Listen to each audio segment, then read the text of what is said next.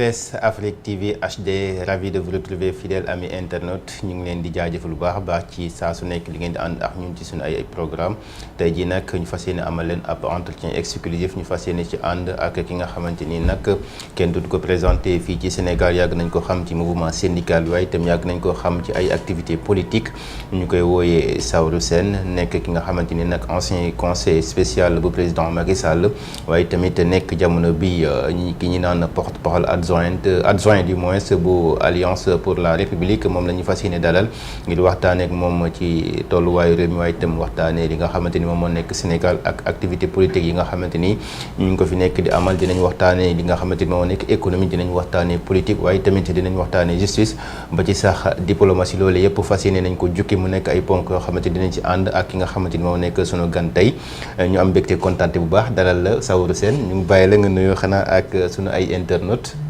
waaw mais merci beaucoup Abdoulaye Diack très heureux ñëw sa émission di commencer suma propos par nuyu bu baax a baax sa directeur muy Ibrahima Lissa Faye nga xam ne wax dëggam yàlla dans le monde média sénégalais dans la presse sénégalaise ku ñu xam la ku ñu naw la ku ñu respecté la mu nekk nag un pionnier pour la presse en ligne bokk na en tout cas ci pionnier yi nuyu tamitam sa consoeur Aminata Diouf Red Chef nga xam ni moom tamitam comme yow am naa chance partager ak yéen tuuti xam-xam en étant donc votre professeur à l'ISEG donc damay am mbégte toujours tase ak samay étudiants sur les plateaux un peu partout dans les entreprises ça fait plaisir ma leen di ñaanal yàlla rek mu yokku mën-mën gi xam-xam gi pour ngeen gën jëriñ Sénégal jëriñ Sénégal yi amiin voilà ni nga ko waxee noonu la fierté lay am man itam dalal la fi nga xamante moo nekk sama plateau parce que wax nga ko léegi yow yaa ma jàngal jamono muy nekk ISEG comme professeur technique d'expression française véritablement li ñu am itam dañu la koy delloo hommage bi comme ni nga ko waxee di la jaajëf lu baax a baax waaye itam dañuy doore ak xibaar bu neex bi nga xamante ni ça vient juste de tomber mu mel ni xibaar la boo xamante ni foo rek ñu baaxee ko internet yi alors mu mel ni dafa am université ivoirienne boo xamante daf la décerner ab distinction boo xamante ni distinction internationale la bu mucc ay boo xamante ni képp kuy doomu aadama képp koo xamante ni yaa ngi yëngu ci monde syndical képp koo xam ne yaa ngi yëngu ci wàllum politique bëgg nga dégg distinction boobu wala bëgg nga am distinction boobu alors mën nga dikkaat ci distinction bi nga xamante ni décerné nañ la ko tout à l'heure waaw tout à l'heure vous avez parfaitement raison et d'ailleurs maa ngi lay wax ni yéen xam naa jig ngeen ma puisque la nouvelle est tombée quand j'étais en route là muy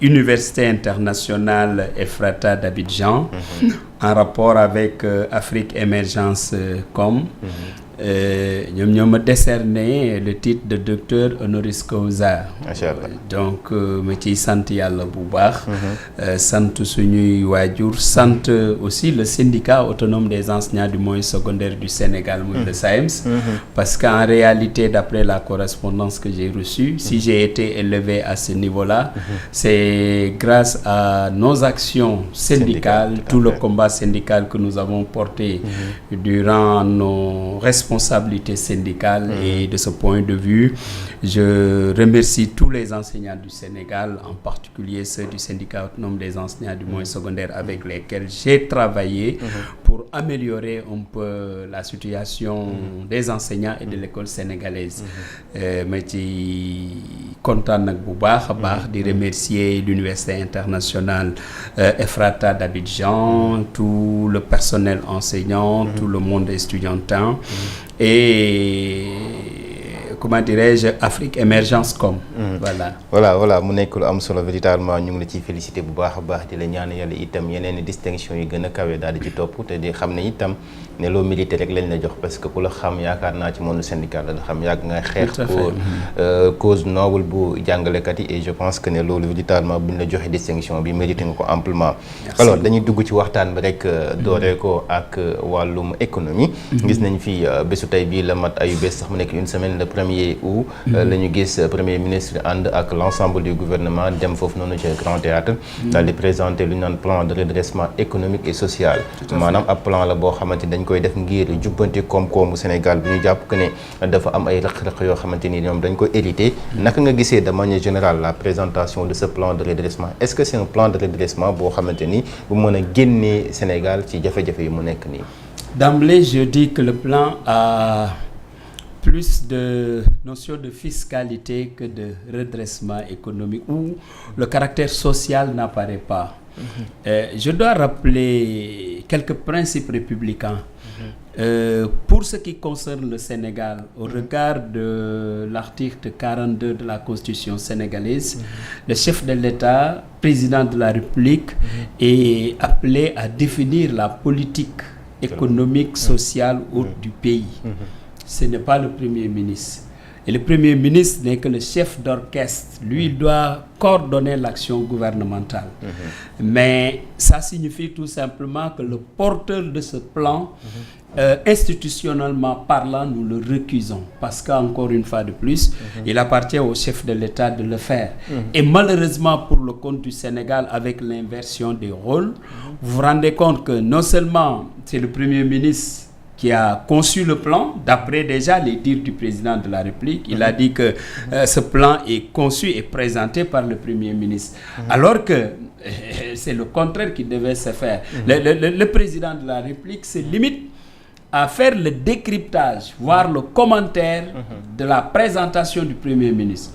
Or, en la matière, normalement, c'est le président de la République qui définit la politique nationale, qui doit présenter sa politique. Le Premier ministre peut commenter ou, lorsqu'il s'agit des questions d'économie, le ministre de l'économie ou des finances. Moi, je pense que si on était resté dans les règles républicaines, la chose allait se passer de la sorte. La deuxième chose, c'est qu'un plan, lorsque vous le prenez, institutionnellement parlant encore, si nous restons dans les règles de la République, je pense que ce plan-là devrait être présenté non pas au Grand Théâtre avec un personnel acquis à la cause du Premier ministre, donc du présentateur, mais plutôt à l'Assemblée nationale où la représentation du peuple aurait dû lui poser des questions, avoir les meilleures orientations possibles par rapport à ce plan-là. Mais absolument rien de tout cela n'a été fait. The last but not the least, il y a que le Sénégal quand même n'est pas né en 2024. Le Sénégal avait adopté sous le régime du président Macky Sall le programme Sénégal émergent avec un référentiel de politique économique qui devrait aller jusqu'en 2035. Alors, si vous devez changer, comment dirais-je, ce référentiel pour le compte du Sénégal, je pense aussi que c'est à l'Assemblée nationale qu'il fallait partir, remettre en cause ce qui a été retenu jusqu'en 2035 et voter une nouvelle loi qui apporte les changements et à partir de ce moment, vous déroulez. Donc, de ce point de vue, du point de vue du cadre, du point de vue du porteur, je pense qu'il y a énormément à dire. Si maintenant nous revenons dans le document en tant que tel, exactement. En réalité, déjà, il y a un problème par rapport à la forme, mais au fond aussi. Au fond, d'abord au fond, le fond du document, c'est que personne ne peut vous dire, voilà le document. Vous savez, quand le président Macky Sall a présenté le programme Sénégal émergent, allez sur Google, vous pouvez le retrouver tout de suite avec les grands axes, voire les grandes lignes. Mais aujourd'hui, personne ne peut vous dire, voilà le plan de redressement. Ce que nous avons vu, c'est des PowerPoint présenté par le Premier ministre, que lui-même qu'il commente. Et de ce point de vue, ça nous pose d'énormes problèmes. Pourquoi? Parce que, d'abord, les chiffres qui sont développés dans ce PowerPoint présenté par le Premier ministre, c'est des chiffres approximatifs, qui ne donnent pas réellement la chose. Alors que quand même, pour qui connaît le Sénégal et les Sénégalais, pour qui connaît l'expertise que nous avons au niveau du ministère des Finances, pour qui connaît vraiment tous ces Sénégalais qui sont quand même des références sur le plan de la gestion, sur le plan des projets et tout, si vous mettez à dos tout ce personnel-là qui devrait être au service de la République, parce que le problème que nous avons déjà avec ce gouvernement, c'est que c'est un gouvernement qui a fini d'attaquer tout le monde, y compris y compris les fonctionnaires sénégalais, les hauts fonctionnaires. Donc, ça donne ce que ça donne. Et ce que ça donne, ça ne rassure personne, ce plan-là. Et d'ailleurs, on le dit en wolof, Koundobin récemment, bo gisee lu ñuul, mais da ngay daw. La preuve, on nous avait parlé de solution. Où est la solution? Mais solution boobu bi ñu koy wax loolu boobu ñoom jotaguñu ci nguur gi. waaw mais ñoom seen livre la woon. raison de plus dafa bindoon ab livre ne. livre bi solution la ñu ko tuddee. mais raison de plus pour énumérer si problème yi nga xamante ni yëpp mais la solution pour le Sénégal. Vous cherchez à gouverner le pays. Mais c'est en ce moment que vous proposez aux Sénégalais. que demain boo ko gouverner nii ngay doxalee. loolu moo tax.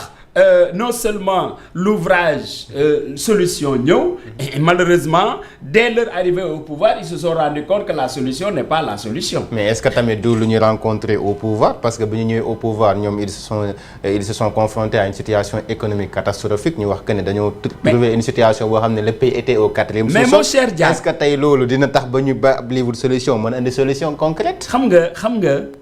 D'abord bu dinaa tontu ci loolu mais d'abord bu ñu waxee solution. nekkut solution. ñu dem ci projet. projet nag ñëpp la mën a nax sauf ñi jàng français. parce que un projet n'est pas un programme. Un projet reste en état de projet tant qu'il n'est pas validé. Ça c'est clair. Or la séance de validation permet de voir ce qui est à enlever et ce qui est à maintenir. Donc tant que tu ne passes pas par cet exercice avec votre projet, mais naturellement mënul nekk day rester rek projet mais du programme. Le deuxième élément, l'agenda 2050. D'ici 25 ans. Mais bu dee agenda boobu définir nañ ko. Normalement toutes les politiques publiques y compris économiques mais dañ leen war a extraire de l'agenda 2050. Or ce que le Premier ministre a présenté d'ailleurs conçu par lui-même, moi je ne crois pas que cela figure dans l'agenda 2050. Et pourtant ils l'ont dit wax nañu ne dafa mu ngi figurer ci agenda Sénégal. Mais écoutez, le dire et la réalité ça peut être différent. Parce que quand même l'agenda 2050 normalement c'est la politique définie par le chef de l'État. Exactement. C'est ça qu'il a présenté aux Sénégalais. Et l'autre fois au niveau du centre international Abdou Diouf.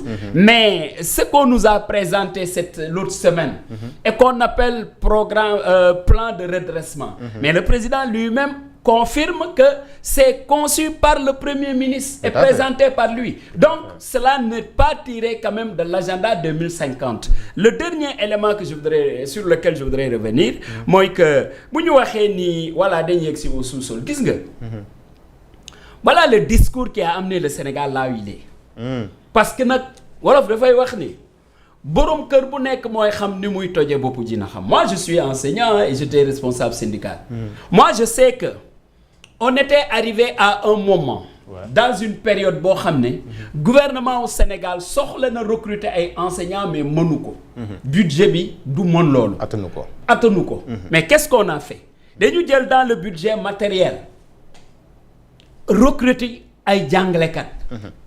Loolu dugul dans la masse salariale.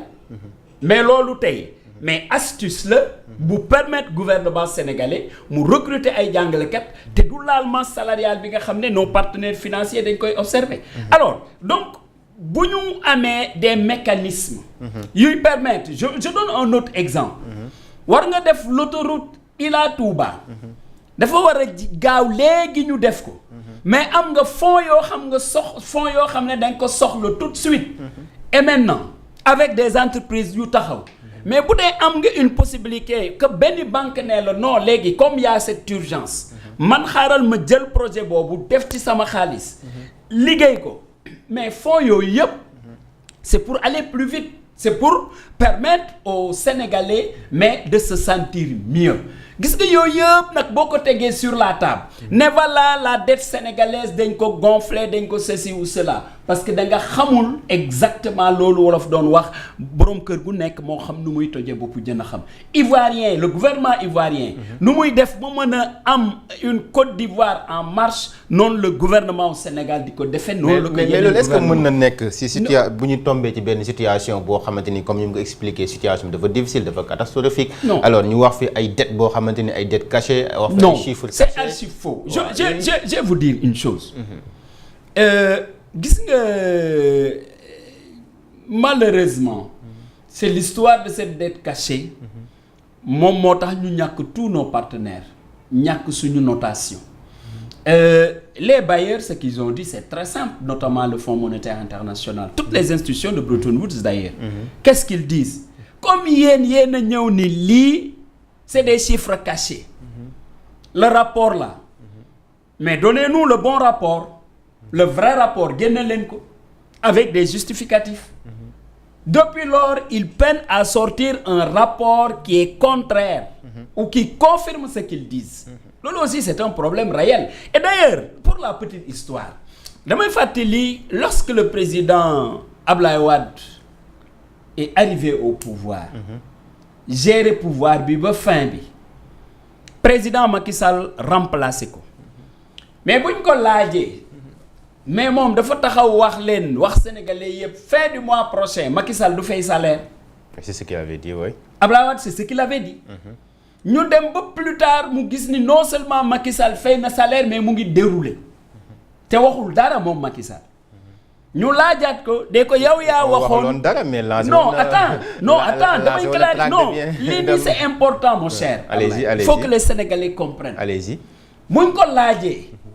yow da nga waxoon ne Macky Sall du fay salaire mais fay na salaire ba continuer mu ne li taxoon ma koy wax dafa am fu ma ko teg mu ne gis nga président Abdou Diouf mu ne Léopold Sédar Senghor bàyyilu ko dara gis nga le président Abdou Diouf moom bàyyilu ma dara loolu moo tax bàyyilu ma Macky Sall dara et pourtant Macky Sall avant qu'il ne quitte le pouvoir mais son ministre des finances et du budget Mouhamadou Moustapha Ba yal na ko yàlla xare àjjana Firdaws mais Mouhamadou Moustapha Ba dafa dem assemblée présenter à l'assemblée toute la situation financière du Sénégal et il indique même ce que nous avons en trésorerie pourquoi il le faisait et pourquoi c'était la première fois que kenn def loolu mais parce que c'était la première fois au Sénégal président de la République war a quitter le pouvoir te te nekkul candidat oui. à sa propre succession kon lépp dafa waroon leer avant muy dem te lépp dañ ko leeraloon mooma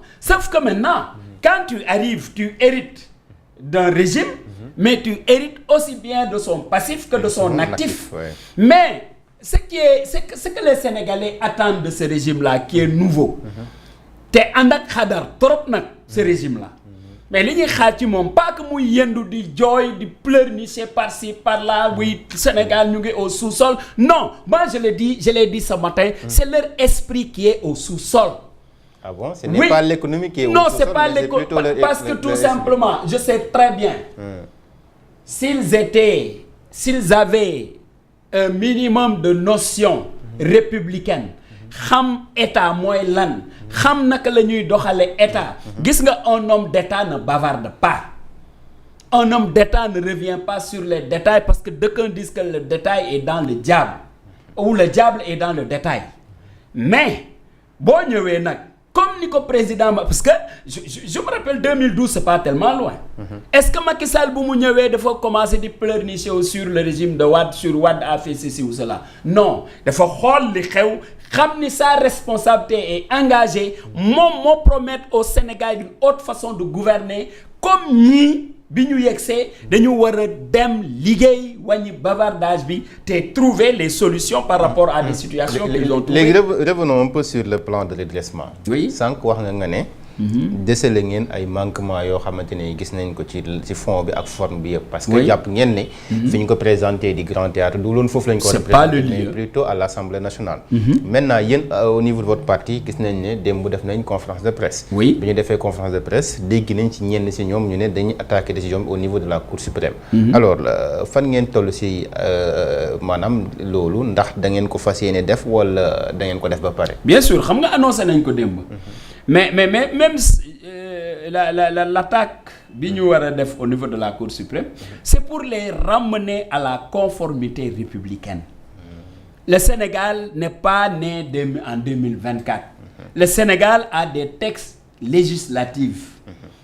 Et textes yooyu nag dafa am lu ñu wax lu leer que bu ñu bëggee am un référentiel de politique il faudrait que l'Assemblée nationale l'adopte à travers un débat ba pare ñu adopté ko corriger ci ce qui mérite d'être corrigé ñu améliorer ko mu door a nekk quand même un référentiel des politiques publiques au Sénégal. loolu nag defuñu ko mais ñun. notre devoir obligatoirement noonu la war a demee. est-ce que obligatoirement noonu la war a demee. mais dama la ni boo bëggee am des partenaires.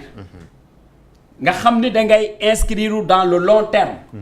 ñëpp xam quelle est la dynamique du Sénégal pour arriver à l'émergence et au développement. mais bien sûr il faut nga présenter aux bailleurs quelque chose boo xam ne mais c'est garanti par la loi ñu xam ni lii la ñu mën ci dugal seen xaalis. Cette présentation au niveau du Grand Théâtre ne garantit aucune loi selon vous. mais ce qui s'est fait au Grand Théâtre ça ne peut être que du théâtre. Ah bon? Ah oui, le Grand Théâtre c'est pour du théâtre. Et quand quelqu'un vous dit voilà le plan de redressement et on se rend compte que ce plan-là c'est comme si tout doit être fiscalisé maintenant. C'est la fiscalisation de tout et à outrance. ah mais gis nañ ci nag ci plan bi boo xoolee ci plan bi ñoom xam nga am na ci ab 50 milliards boo xamante ni sur les 5677 milliards 50 milliards yoo xamante ni dañ koy génnee sur réduction bu train de vie de l'État est-ce que tamit loolu du effort boo xamante ni mën nañ leen ko nangul bokkul ak fiscalité dara. mais je vous dis une chose mon cher Abdoulaye. yow tey fu Sénégal tollu woon au moment où le président Macky Sall quitté. Quand quelqu'un te dit dans cette situation de crise que nous cherchons à avoir 50 milliards, vous ne pensez pas que ça c'est un manque d'ambition notoire par rapport au niveau du pays fu ñu toll woon. yow waxoo daal di ñu wax ni da nga bëgg a collecter 50 milliards. mais c'est très simple aussi la réduction de taille de l'État lañ koy jëlee. mais non avec la réduction de comment dirais-je du train de vie de l'État. S'il voulait le faire. Qu'est-ce qui obéit à l'augmentation du budget de la présidence aujourd'hui? Qu'est-ce qui le justifie? Qu'est-ce qui justifie l'augmentation du budget de la primature aujourd'hui? Rien. Parce que mais charité bien ordonnée commence par soi. boo waxee nit ñi takk leen seen ceinture parce que mbir mi daa jafe mais nañu xool déjà sa ndigg moom mu ngi dagg parce que da nga takk sa bos. ensuite je vous dis une chose. mais le chef du gouvernement waxuñu fi am na compte bu am 1000 milliards. waaw moo ko waxoon de. waaw mais bu waxee am na compte bu am 1000 milliards fait la différence entre 50 milliards et 1000 milliards yow mën nga am compte bu am 1000 milliards demoo jëli 1000 milliards yooyu ngay xeex pour 50 milliards. ah est-ce que réforme bu ñu bëgg a def ci OFNAC bi du dañuy xaar bu ñu defee réforme ba pare la ñuy doog a dem jëli ji koppar googu nga xamante ne annoncé woon nañ ko. mag du nax boppam. mag du nax boppam. non seulement vous avez les 1000 milliards dont parlait le premier ministre. et bientôt di ngeen xam que encore. Ils se sont fourvoyés en parlant ainsi. Deuxième chose, les 29 milliards de Prodac, Tahirou Sarr, encore combien de milliards? 19. waaw yooyu yëpp ñu wax ñu am nañ ko. Notre ami la Aliou Sall. nee nañ sénégalais bu nekk yoral na ko 400 000 multiplie 400 000 par 18 millions de sénégalais ça fait combien? waaw xaalis boobu yëpp nañ ko boole. yéen loolu ngeen di proposer daal yéen. mais pourquoi pas au lieu de plan de redressement. dañ leen di rappeler. dañ leen rappeler seen engagement devant le Sénégal et les Sénégalais. parce que ce régime-là pour mu accéder au pouvoir tous les moyens étaient bons pour arriver au pouvoir. d'ailleurs ce matin quand je suis allé à un organe de la place très tôt mais j'ai trouvé un émigré qui me voit et me dit mais ça c'est Saourou. Je dis oui. Il me dit, je suis très heureux de vous voir, mais je vous dis une chose. Ce pays-là, nous qui sommes à l'étranger, nous sommes très, très, très inquiets. Parce qu'on s'est rendu compte quand même que les Sénégalais se sont trompés. Et je vous dis une chose. Quand ces gens-là voulaient prendre ce pays-là, mais tous les moyens, je le rappelle, étaient bons pour arriver au pouvoir. C'est pourquoi d'ailleurs, et l'émigré me dit, mais ça c'était bien qu'on leur donne pour que les Sénégalais comprennent que l'État c'est plus sérieux que tout ce bavardage-là. Parce qu'en fin de compte, on pourrait dire et tout ça pour ça. alors tey jii ñu gis ne plan de redressement bi présenté nañ ko yéen ngeen ne da ngeen ko attaqué au niveau de la Cour suprême. mais su weesoo loolu plan de redressement bi tey jii nga xamante ni présenté nañ ko am na ay ponk yoo xamante ni wax nañ ko ci. redresser impulser. accéléré. jàpp nga ne loolu c'est juste des slogans. c'est qu'on ne gouverne pas par des slogans vous l'avez dit. on ne gouverne pas par des slogans. le slogan nga ko jàppee mais loolu je pense que ça peut être une réalité. je vous dis une chose mon cher. parce que bu ñu redressé mën nañoo impulser bu ñu impulser mën nañoo accélérer voilà. waaw puisque Mimi Touré est à côté de accélérer la cadence. On sait bien si on sait accélérer ou pas. Ouais. Je dis que la situation du Sénégal mérite un comportement autre que celui-là de slogan. La situation est très tenace. Parce que quelqu'un a déclaré devant le monde que oui, le gouvernement du Sénégal sortant est un gouvernement de voleurs.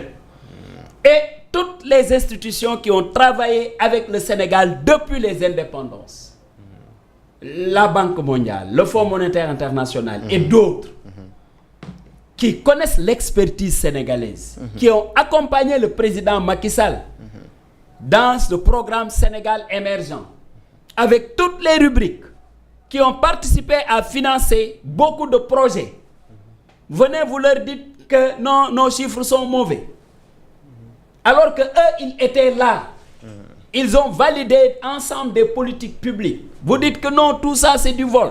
Ils vous disent, il faut le prouver. Parce que nous, on est là, on apporte notre contribution, mais pour le faire quand même, clarifiez-nous votre déclaration. dinañ ko def parce que ñoom dinañ ko def. mais le temps n'attend pas. non ñoom mois d'août la ñu war a ñëwaat fii ñoom waa FMI donc ñu ngi leen di xaar peut-être bu ñu ñëwee. oui mais déjà 18 mois d'errance et de bavardage. alors bavardage nga jàppee mais ci bavardage bi am na ci loo xamante ni tey ci biir plan de redressement bi la ñu ko déggee te ki ko annoncé ce n'est pas de n'importe qui c'est l'homme le plus informé du pays bi le président de la République dégg nañ ko mu wax ci lors de la présentation du plan de redressement que ne immeuble bi nga xamante ni moom la ñu dénkoon wala moom la ñuy defoon li nga xam ne moo nekk au conseil des collectivités territoriales. immeuble boobu noonu dañ ko état bu Sénégal dafa jënd waaye da doon continuer di fay loyer. alors naka la état bu Sénégal mën a jëndee ab immeuble. ba pare di continuer di fay loyer ba globalement ñu mën cee ràññee lu tolloog 3 milliards yoo xam ne. loolu ça pose un réel problème. xam nga nag aussi. moi je resterai toujours véridique. question boo ma posé ma am ci des éléments de réponse je te donne ces éléments de réponse waaye dafa am loo xam ne pour man yenuwul maanaa non mënuma jënd immeuble ba pare continuer di fay location c'est pas possible te li ma jàpp aussi en la matière très souvent dafay am location vente ak bépp bu mu ci war a nekk moi je pense bien que le gouvernement du Sénégal du président Macky Sall bi nga xam ne avant même muy quitter la tête de l'État dafa commandité waat ay audit pour que tout soit clair je ne pense pas que ce président Macky Sall accepte de cautionner mais l'achat d'un immeuble et par la suite qu'il cautionne qu'on paye cet immeuble loolu moo tax ma ne la ceux qui connaissent réellement l'histoire ils doivent édifier les Sénégalais c'est la même chose que lorsqu'on a parlé d'un comment dirais-je d'une résidence dans laquelle se trouverait ou devrait se trouver le président de l'Assemblée et il n'y était pas qu'est-ce qui s'est passé avec donc il y a des questions qui méritent la clarification des acteurs qui sont qui étaient en œuvre loolu du mën maa koy clarifier parce que xawma ci dara. mais vous avez suivi sûrement la sortie du directeur de la SOGEPA. oui dégg nga sortie bi ak lu ma si wax noonu. mu nekk ay révélations yoo xamante ni mën nañ ne dafa sax confirmer li nga xamante ni moom le président bi wax. oui si c'est confirmé. l'APR ne protège personne. parce que le président Macky Sall n'a jamais demandé à quelqu'un de faire le contraire de ce que l'éthique et la morale demandent. ça je peux vous le dire. mais loolu est-ce que bu fekkente ne confirmé nañ ko ñu gis carrément que ne lu am la est-ce que bu boobaa tey après du ñu dem raser les murs parce que tamit. non scandale yi dafay mel dafay. non je vous dis une chose. d'abord le propriétaire de l'immeuble on le connaît. c'est Cheikh Seck. tout à fait. est-ce qu'il est de l'APR? il n'est pas de l'APR. il n'est pas de l'APR. mais faute boobu kan nañ koy incombe. mais je vous dis une chose. non je vous dis une chose. oui ça incombe de l'État. je vous dis une chose. le gouvernement sénégalais. peut avoir toutes les bonnes informations et agir en conséquence. Donc, c'est pas la peine de spéculer sur ça. Okay. Puisque c'est une question qui est là sur la table. Mais ceux qui doivent la clarifieront. Et à partir de ce moment, mais le gouvernement prend ses responsabilités. C'est aussi simple que ça. Mais je ne pense pas que ça puisse ternir l'image de l'APR ou du président Macky Sall. Non, parce que parfois aussi, les responsabilités sont individuelles. voilà. Alors léegi ñu jàll ci leneen bi yoon dañuy wax ci sortie bi nga xamante ni gis nañ ko moom honorable député Guy Marius Sagna def ko bokk ci mouvance présidentielle bi. wax ji nag wax ju xaw a rëy la parce que wax na ko mu def toole. daf ne Sénégal ñaari président la un président légal ak un président légitime naka nga jàngatee kàddu yi nga xamante ni moom Guy Marius Sagna yëkkati na ko est-ce que wax la bu ñu war a mën a yëkkati ci pénc la wala wax la joo xamante ni bu ñu war a mën a wax la ci dëkk boo xamante ni c'est une république normale.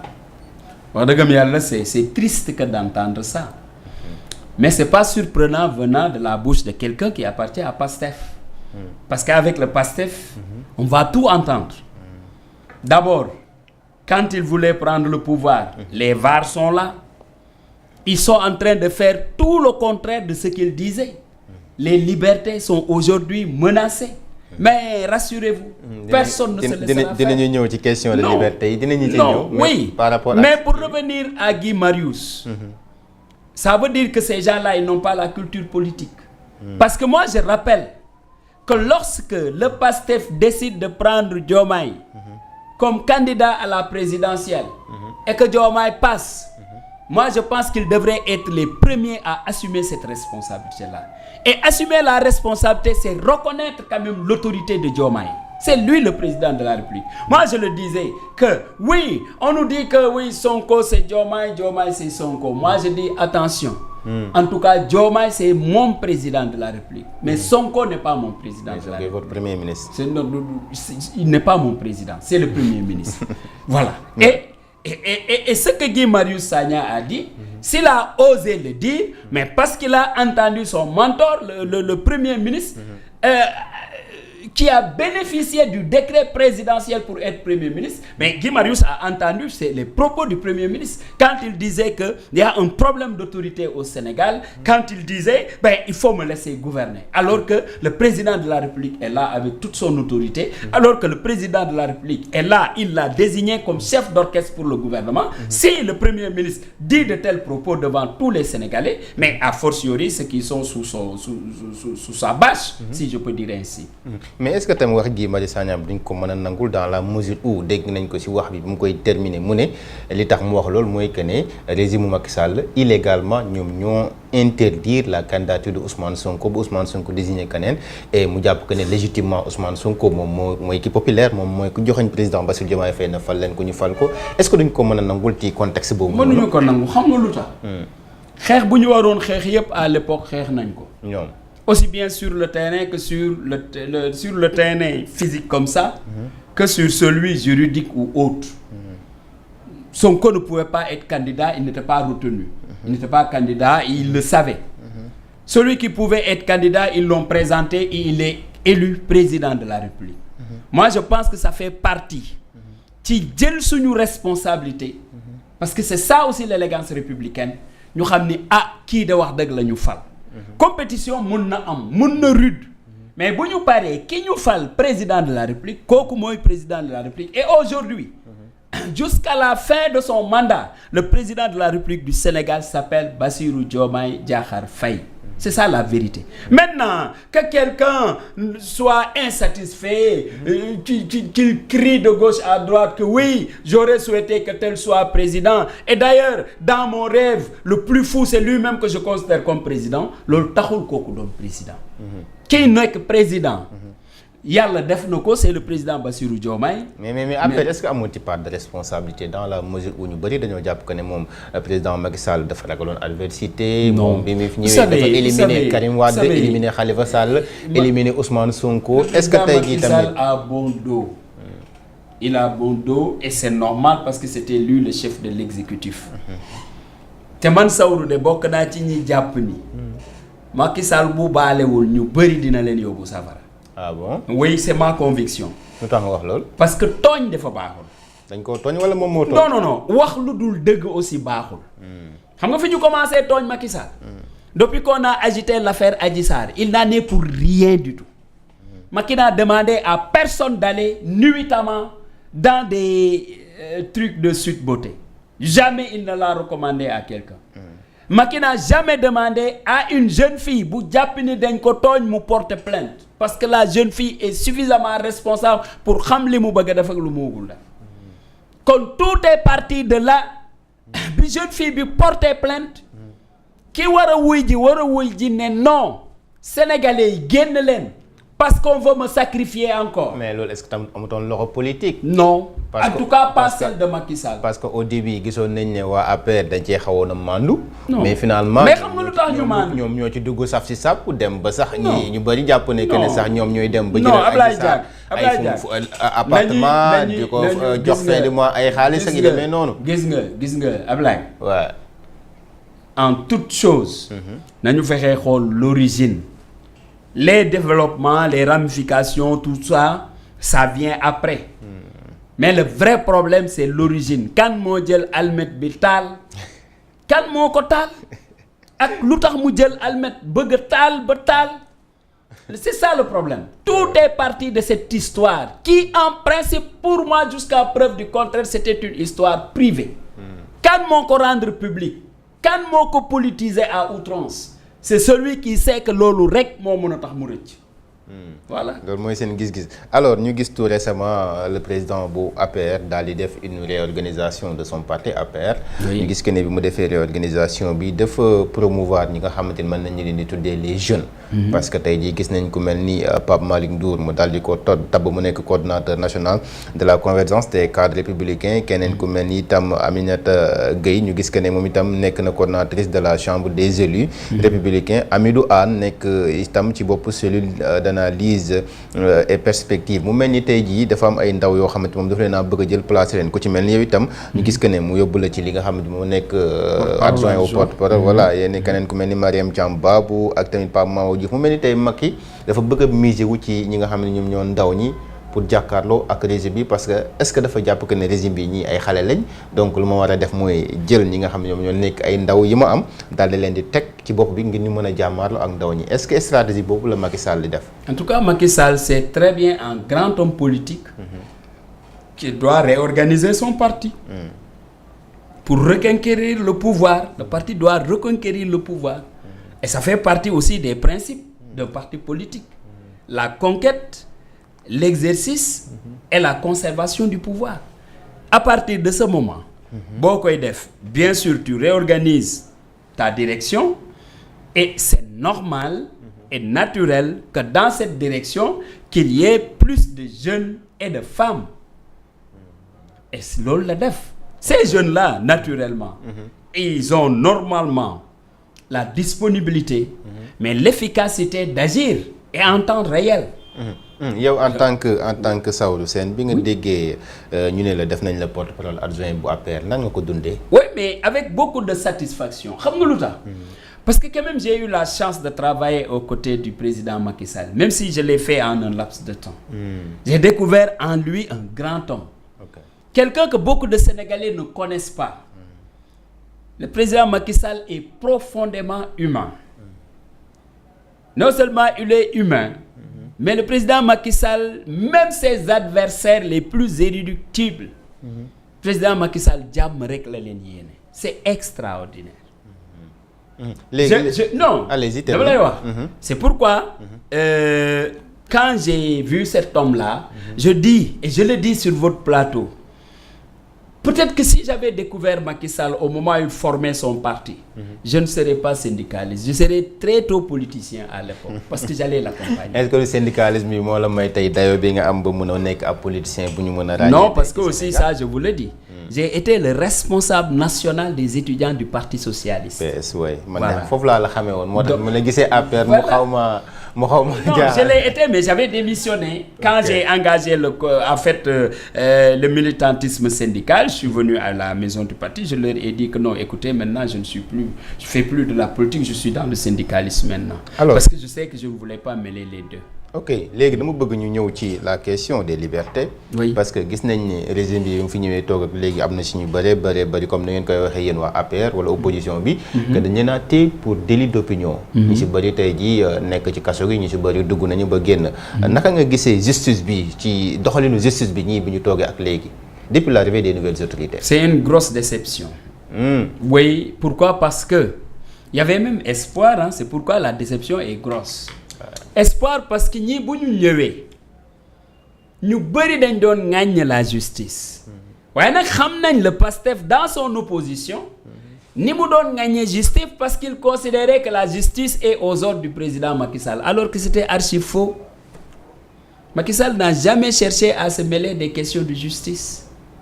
Parce que c'est un républicain. Non, vous m'avez posé une question, laisse-moi développer. Non, parce que wax ne am na ay dossiers yoo xam ne maa ci teg sama c'est la seule expression qu'on nous ramène. Oui, il y a un des dossiers maa ci teg mon coude. C'est le seul reproche que tout le monde chante. Mais à ce niveau-là même, je vous clarifie. Mais de quel dossier s'agissait-il? Mais tout le monde sait quand même que la classe maraboutique est une question assez sensible. Loolu aussi mooy dëgg. Est-ce que loolu kese la tamit nag sa non attendez moi je sais très bien que ni ma ko waxee woon au début de notre émission borom kër gu nekk mooy xam nu muy toojee bopp jën xam. Ça c'est vrai. Il y a une classe maraboutique qui est là. Il y a des dossiers qui ne méritent pas qu'on les mette en justice ou autre mais mën nañ ci waxtaan bu jubóo. L'autre élément dans la même dynamique mon cher mais un chef d'entreprise buy employer plus de 50 personnes c'est combien de personnes ça boo ko étaler au niveau familial kooku am na situation boo xam ne justice def ko dab te nga xam ne kii nii am na possibilité de médiation mu joxe lu mu loo xam ne daf ko war a joxe kooku jar na nga koy yóbbu kaso déedéet tu mets le coude pour que kooku ngeen négocier mu fay lu mu war a fay. Mais est-ce que c'est ce que dit la loi? Non, écoute, bien sûr, la loi n'écarte pas la médiation. Hein. C'est pas pour rien qu'on est chez nous les maisons de comment on les appelle. Am na des maisons de justice yoo xam ne au lieu que mbir mi di dem tribunal, est-ce que mënuñu def médiation à ce niveau-là? La médiation oui, pénale. Faut pas que l'occidental l'emporte dans ce qu'il fait. Ñun tamit am nañ nos valeurs. am na nu mu demee mais Sawru tooñ na Abdoulaye Diack mais du automatiquement la ñuy daal di porter plainte dem justice mën nañ ko mais bu dee nag ben Ibrahima Lissa Faye mun na ne non Sawru xam naa ko Ablaye il faut ñu waxtaan ñu toog waxtaan ñu trouver solution moi je pense que c'est mieux que d'inonder les prisons de parfois de personnes yoo xam ne tout en sachant que l'erreur est humaine jarul woon ñu yegg foofu. mais est-ce que bu ñu wax tey sur la question des libertés. est-ce que après dinañu nekk à l'aise sujet boobu la ñu nekkoon. sur la question des libertés après dinañu mën a nekk à l'aise pour parler de ce sujet. mais bien sûr. parce que tey ci régime APR la ñu gisee ne ñu daal di emprisonné ab leader ak plus de 2000 personnes yoo xamante ñoom ñoo ko topp. mais est-ce que tey jii bu ñu wax question des libertés APR tey dina sentir boppam bu baax à l'aise pour mën très à l'aise. te dama lay développer foofu mu leer. allez-y. D'abord ce qu'on est en train de vivre tey c'est extraordinairement grave pour la bonne et simple raison que dañu toogoon di ŋàññi justice ba régime bi ñëw ne le premier pas bu ñuy teg mooy les assises de la justice assises yooyu dañ jàppoon ni dañuy gën a renforcer les libertés d'expression d'opinion et autres mais tey gis nañ ku wax li nga xalaat ñu tey la le cas de votre confrère Abdou Nguer est là nañ ñu wax qu'est-ce que Abdou Nguer a dit lu ñëpp xamul le cas du doyen qui vient de sortir Moustapha Diakhaté est là mais le cas de Badara Gadiaga qui a répété ce que Moustapha Ba député de PASTEF a dit Amadou Ba mais ce cas-là est là mais à l'époque du président Macky Sall mais Macky Sall pour moi Sawru il était très clément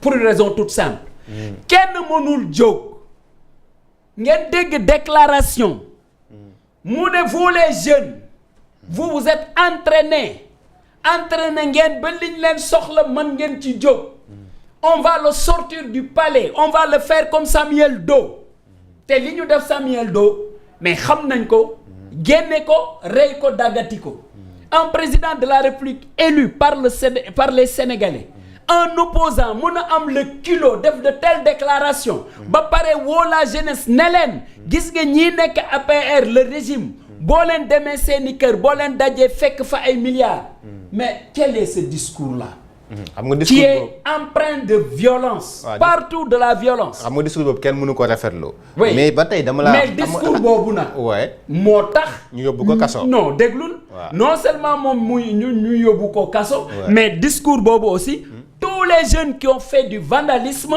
l'État avait le devoir mais de faire face parce que celui qui est le garant de la sécurité des personnes et des biens mais c'est le président de la République. d'accord naa ci li nga wax. oui mais dama ne la. ci régime Macky Sall la ñu gisee. ku def emoji. ñu jël la yóbbu la kaso. ku def emoji c'est-à-dire nga dugal benn kii emoji comme li ñuy def ci WhatsApp yi. oui nga jël ko publier ko ñu dugal la kaso. non ci régime Macky Sall la ñu gis je suis désolé. waaw je m'explique. ci régime Macky Sall la ñu gis ki fi nekk tey actuel président de la République. mu daal di bind ab post sur Facebook. ñu jël ko yóbbu ko kaso pendant 11 mois. waaw mais dis-moi lan la bindoon ci post Facebook am. wax li mu bindoon mooy que jamono bi nga xamante nii. àtte nañ Ousmane Sonko première instance. 30 jours yi sax matagul. pour recruter woon def appel ñu daal di ne dañ koy àttewaat ci la bindoon la clochardisation de la justice. je pense que loolu la tiitaree woon li nga xam ne moo nekk texam bi. ñu jàpp ko ci loolu yóbbu ko fi nga xam ne moo nekk kaso. bëgguma dugg foofu pour des raisons un peu familiales. mais le président lu mu bindoon. ba tax ñu yóbbu ko kaso. moom xam na ni yar buñ ko jox.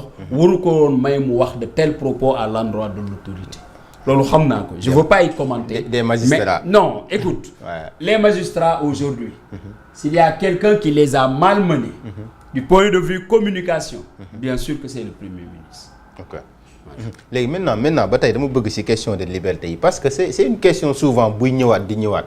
waa APR tey dañuy toog tout le temps di wax diw dañ ko jàpp délit d'opinion. oui mais au temps de Macky Sall ñaata nit tey ñoom ñoo nekkoon kaso ñaata nit lañ jàppoon. mais dama la ni mën naa citer tey kaw ki nga xamante ni tey. non loolu Abdoulaye wax nañ ci dama la ni. sous le régime de Macky Sall. l'actuelle équipe qui est au pouvoir. ni mu embobiné woon la jeunesse. ñuy casser. di toj ay Auchan. di yàq ay BRT. toute la violence dort. autoriser le remplissage de nos prisons. parce que quand même l'État n'avait pas le droit. de laisser faire. l'autorité de l'État devrait s'exercer en tout lieu et en toutes circonstances. foule yooyu doon génn. ni ñu doon génne di yàqe noonu la état amee woon devoiru téye leen yóbbu leen kaso parce que c'était pas ça la solution. léegi da nga jàpp c'est pour sécuriser les personnes. tout à fait noonu de la ko fi nekkoon ministre de la justice Aïssata Tall Sall la waxee woon. mais noonu la war a amee raison de sécurité moo tax. oui xale yi yóbbu leen fi nga xam ne moo nekk mais ku génn fii tey ñëw seen rond-point bii. yore courant na day toj oto yi jaar ci circulation bi ngeen gis mu toj ci benn ñaar ñetteelu oto bu tojee yéen a ko toj. il faut le maîtriser et l'amener en prison. ok léegi ba tey ci wàllum justice dama la laaj doxalinu justice ni ngeen ko gisee ci régime bu bees bi nga jàpp que ne bi ñu ñëwee def assise de la justice jàppoon ngeen ne lépp dina tegu ci yoon. mais ñu gis que ne souvent décision de justice yi nga xamante nii peut-être day jógee cour suprême wala conseil constitutionnel du favorable ak régime bi est-ce que loolu du tegtal que ne justice bi mu ngi dox normalement. actuellement écoute xam nga dafa am ñun sax pour dire vrai n'avons pas l'habitude de jeter du discrédit sur la justice de notre pays parce que la justice quand même c'est un rempart important pour la démocratie sénégalaise ni ko ñeneen ñi doon ŋaññe te d'ailleurs continuer di ko def notre posture républicaine ne nous permet pas de le faire de cette façon sauf que maintenant nous avons le devoir de rappeler à la justice sénégalaise son rôle prépondérant dans la marche du pays parce que nag réew boo xam ne injustice moo fa ëpp rawatina nag injustice bi jóge ci justice bi ñi nga xam ne ñoom ñoo war a doxali justice loolu bu amee mais musiba mën na am parce que beaucoup de pays se sont détruits parce que les gens n'ont plus confiance en la justice loolu nag bu ñu yeggee foofu nag dafay métti loolu moo tax pendant qu'il est temps il faudrait que justice bi ba da nekk une justice aux ordres du chef je dois le rappeler d'ailleurs nous avons ces trois pouvoirs le pouvoir exécutif qu'incarne le gouvernement le pouvoir législatif de l'Assemblée nationale et le pouvoir judiciaire incarné par la magistrature de notre pays on parle de pouvoir et non une administration judiciaire le pouvoir judiciaire ne doit jamais tomber bas jusqu'à ce qu'on le considère comme une administration judiciaire au service de l'exécutif. gis nga loolu bu amee musiba dafay am. voilà temps bi dafa ñëw il faut ñu am seen indépendance totale. ok 2 minutes rek moom moo ñu dese xanaa 2 minutes rek ñu wax ci wàllum diplomatie. oui ñu gis que ne le premier ministre bi ñu wax tout à l'heure mu ngi foofu noonu ci diwaanu Turquie pour une visite de 5 jours. alors naka ngeen jàngatee sortie yi nga xamante ni assez souvent premier ministre da koy def gis nañ tout récemment jógee na Chine ñëw tey jii mu nga Turquie ñu gis ne président bi di Recep Tayyip Erdogan recevoir na ko avec tous les honneurs naka ngeen gisee de manière globale visite bi est-ce que tey jii sur le plan diplomatique sur le plan de la coopération lan lañ ci mën a xaar. en tout cas dans les républiques normales. La diplomatie est du domaine réservé du président de la République. Ça tout le monde le sait. Maintenant qu'un premier ministre qui d'ailleurs le dit pense tellement que c'est lui qui devrait être président de la République. Il pense qu'il devrait être le président de la République, mais ses compagnons disent que voilà, c'est le président légitime. bu jógee di jaar fu président jaaroon parce que fii muy jaar ni yëpp président jaar na fa. C'est ça le constat. bu jógaatee di dem foofu. C'est comme si lui aussi il veut goûter au désir, goûter au vraiment je sais pas comment le dire. Sauf que cette fois-ci c'est sur l'invitation du président turc. Écoute cette fois-ci le président moo ko invité. Oui, mais ça nous savons très bien que le président de la République c'est Bassirou Diomaye. Ni ñu koy dérouler le tapis rouge et tout ça, mais le premier ministre pense que lui aussi il doit goûter à ça. Voilà pourquoi fu Bassirou jaar mu jaar fa mu jaaraat fa. wane ni man aussi si l'autre est le chef d'état de droit, moi aussi je suis le président légitime. Voilà, c'est cette situation que les Sénégalais vivent. Tout à fait, am na 4 accords yoo xamante ni signé nañ ko fa yow da ngay yëngu ci wàllum jàng ak jàngale. moom accords yoo xamante ni bokk na ci accords bilatéraux yi nga xamante ni signé na ko benn bi bokk na dans le domaine de l'enseignement supérieur, de l'audiovisuel, de la coopération financière et militaire et voilà yooyu moo nekk yi nga xamante ni signé nañ ko fa ni 4 accords yoo xamante ay accords majeurs la. mais li ma gën a intéressé mooy lu soxal wàllu jàng ak jàngale bi est-ce que tey jii bu ñu demee ba Turquie signé fa ab protocole d'accord boo xamante ni c'est dans le cadre de l'enseignement supérieur loolu jàppoo ne c'est une avancée majeure boo xamante ni am na ay retombées yu mën a jural enseignement supérieur bu Sénégal. ah mais écoute xam nga aussi keroog dañ ñu wax ni par le même premier ministre en Chine qu'il a signé maintenant des accords qui permettent à ce que ñu ñëw installer l'usine de fabrique des Mercedes au Sénégal. Or Mercedes c'est en Allemagne. Non dama lay jox un exemple loolu primature lañ ko waxee nag Saoudi tam loolu primature la ko waxee. non Chine la jógee kay. waaw bi mu jógee Chine la mu def primature. signer un truc avec Mercedes. léegi loolu bu ko waxee. ñëwaat ñu wax ni léegi dafa am lu muy signer avec la Turquie attendons de voir. parce que nag y a des gens yoo xam ne moom. ñoom de mënatuñu tax sawru dóor doomam. mais quand même xanaa nag Saoudi di ngeen nekk ab opposition boo xamante ni da ngeen di nier tout sauf bu ñu defee lu baax kee xanaa war ngeen mën a apprécier encourager leen pour que ñu mën a wéyal. moi j'étais enseigné en tant qu'à l'époque quand tu faisais le journalisme. Le département dans lequel vous étiez c'est le journalisme communication. Effectivement, oui. Mais dans ce département ou dans le jargon journalistique. Mais les gens disent souvent que c'est les trains qui n'arrivent pas à l'heure qui nous intéressent. Et c'est ça que je suis en train mais peut-être lu ma la xamee en fait. C'est pour leur permettre de se rectifier. Parce que le Sénégal mérite une autre façon d'être gouverné. Le Sénégal était un pays exceptionnel de par sa diplomatie, de par ses hommes d'État. Le président Macky Sall, à un moment donné de sa gouvernance, il était le leader incontesté de l'Afrique. Ça c'est clair. Ça c'est l'élégance républicaine. C'est la façon de faire. ñëwul rek am loolu nag il a fait des années pour mu mën a incarner loolu. ils ont fait 17 mois nga bëgg nag comparer leen ak Macky. C'est que quand même non personne n'ose comparer ces gens-là avec Macky. Voilà, ils ont fait 17 mois bàyyil ba ñu def 2 ans 3 ans. fu mu jaar yëpp. Non c'est que non boo gisee ñuy def lii bañ a xaar 2 ans. mais parce que aussi le premier ministre Ousmane Sonko avait dit que élire nit ba pare naan dañ koy may grâce. loolu xalaatu ko. Non 2024 ñu soppi Sénégal nous sommes en 2025 oui bien sûr que soppi nañ Sénégal ndax nag ñi doon foraatu même di jënd biscuit yeey ko aujourd'hui non seulement mënutuñ jënd biscuit mais ñu ngi wër gerte te nee nañ leen boo leen jëndatee laxasu gerte caaf fukki dërëm xam leen ni il faut ñu teg ci impôt boo xam ne day ñëwaat fii même le monde paysan aujourd'hui laaj na leen 600 milliards pour que ñoom ñu participent. C'est extraordinaire ce qui est en train de se passer au Sénégal. Influenceurs yi. Mais les influenceurs, oui, on vote une loi pour les protéger, c'est bien, mais les influenceurs, les TikTokers, tout ce qui est jeu, voilà, de hasard, le Premier ministre dit daal loolu yëpp daal il faut ñu taxer ko fenn daal la ñuy xaaragum et le ministre des forces armées, l'ancien ministre des forces armées, El Hadj Omar Youm wax na ko démb avec beaucoup de pertinence et d'ironie. ñu ngi xaar ñu ne ñu léegi ku respirer ti di nga jox dara ci sa respiration comme fiscalité. ma amoon mbégte kontaan dalal la bu baax a baax la ñu mayoon ci waxtu jeex na xanaa rek ñu bàyyi la nga daal di tàggoo.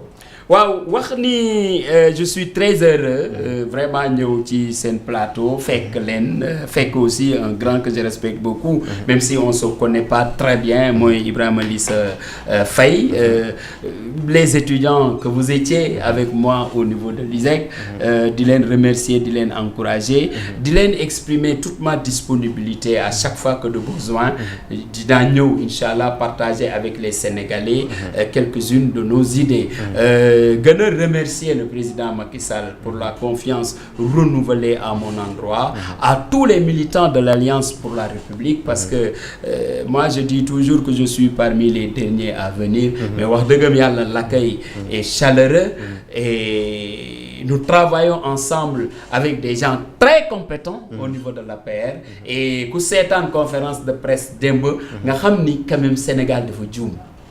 Le moment est très compliqué pour tous les pays au niveau national et pour tous les pays au plan international. Dans des moments comme cela, je pense qu'il y a des hommes qui méritaient d'être là et l'équipe du président Macky Sall méritait d'être là pour encore accompagner le Sénégal et les Sénégalais. Mais comme dañoo juum, le moment venu, on va rectifier, Inch'Allah, et remettre à César ce qui lui appartient. jërëjëf ñu jaajëfal ko bu baax a baax moom Saourou Sène man itam ma amoon mbégte kontaan bu baax dalal ko fii ci sama plateau ci entretien exclusif boo xamante ne ñu ngi ko doon jagleel sunu ay internautes waaye itam di ko jagleel Sénégal wërngal këpp moom Saourou Sène waxoon naa leen ko ci njëlbeen gi kenn la woon ci nga xamante ni jàngal na ma bi may def journalisme waaye tamit jamono bi mu am poste de responsabilité bu am solo boo xamante ni mu ngi koy occupé au niveau de l'APR parce que moom la ñu tabb mu nekk porte-parole adjoint bu Alliance pour la République waaye lu jiitu loolu sax moom mi ku nekk xamoon na ko ci wetu Macky Sall parce que nekkoon na son ministre conseiller mu nekk ay poste de responsabilité yoo xamante ni amoon na ko jamono bi nguuru Macky Sall di nekk voilà lu jiitu loolu sax nekkoon na ab syndicaliste boo xamante ni dirigé woon na SAEMS ku nekk xam ne nag SAEMS moom yàgg naa nekk ab syndicat boo xamante ni dinay taxaw ci jafe-jafe yi nga xamante ni jàngalekat yi doon nañ ko am donc mu am ab parcours bi exceptionnel boo xamante ni moom Saourou Sène am na ko donc mu ñu koy dalal fierté bu baax a baax lay doon si ñun di ko jaajëfal bu baax a baax ci disponibilité bi nga xamante ni am na ko di leen jaajëfal bu baax a baax yi itam fidèle ami internet yi nga xamante ni ñu doon teewlu boobu ak léegi di jaajëfal bu baax a baax toute l'équipe technique bi nga xamante ni ñooñu accompagné ba ñu mën a def émission bu am solo bi lee di Basile di El Hadj ñoom ñoo nekkoon ci régie bi ak si Mamadou Massali te dig daje nag ayu bés bii di ñëw ak beneen invité ñu waxtaanee ak moom ci Sénégal ak tolluwaayam jàngeen jëf